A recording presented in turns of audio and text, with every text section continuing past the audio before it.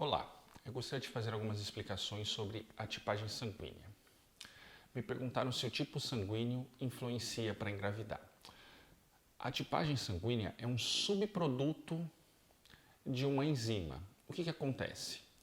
Existem enzimas que são como pequenas ferramentas que funcionam no nosso corpo para determinadas funções que circulam no sangue e algumas delas fazem um processo de glicolização, significa alguns processos de modificação em moléculas de açúcar, e algumas delas têm como subproduto os antígenos do ABO, do RH e mais umas dezenas desses que nós não usamos tanto na prática clínica por uma questão de doação, mas uma questão de transplante de órgãos são importantes.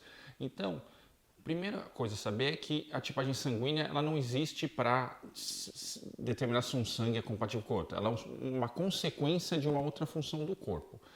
Então, o que acaba acontecendo? Não existe diferença em chance de engravidar por tipo sanguíneo. Existem alguns estudos que sugerem marcadores de reserva ovariana.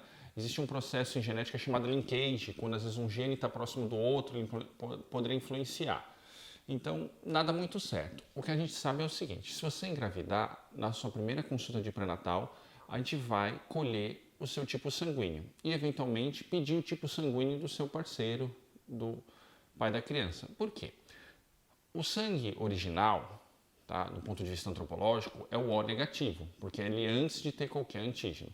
Conforme o ser humano foi se desenvolvendo, se espalhando pelo mundo, foram surgindo os outros antígenos. Como não existe uma pressão de seleção tão importante no tipo sanguíneo, então acaba acontecendo que pode ter uma variabilidade de tipos sanguíneos que hoje influencia para a gente muito mais na questão de transplante de sangue e de órgãos, mas do ponto de vista da natureza não fazia muita diferença. Mas talvez isso dê suscetibilidade a algumas doenças, pelo formato da célula, o que reveste a célula dela pode facilitar a invasão ou a proteção a certos antígenos. Mas voltando à gravidez. Dependendo do seu tipo sanguíneo, o que acontece? O tipo ABO, se você é A, B, AB ou O, isso durante a gestação não vai importar. Mas, se existir uma incompatibilidade entre a mãe e o pai, talvez na hora do parto, assim que a criança nascer, aumente a chance dessa criança ter uma icterícia, tá?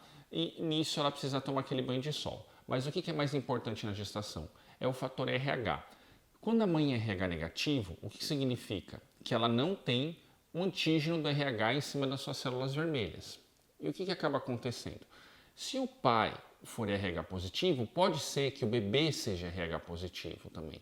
E daí, no contato da placenta, do sangue do bebê com a mãe, pode passar algumas células sanguíneas do bebê para a mãe, o que passa, por isso que a gente faz a sexagem fetal, a gente passa faz a sexagem fetal nesse DNA que atravessa para a mãe. O que acaba acontecendo?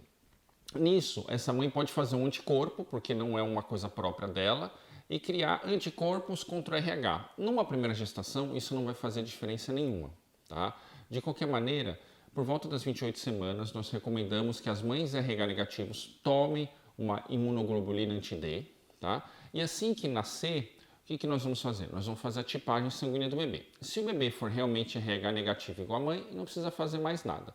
Se o bebê for RH positivo, igual o pai e a mãe negativo, a mãe toma essa vacina também, que é para destruir essa formação de anticorpos. Por quê?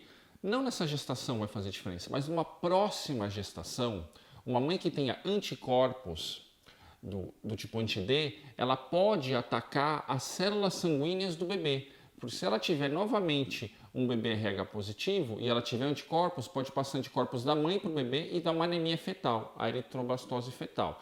Então é importante entender.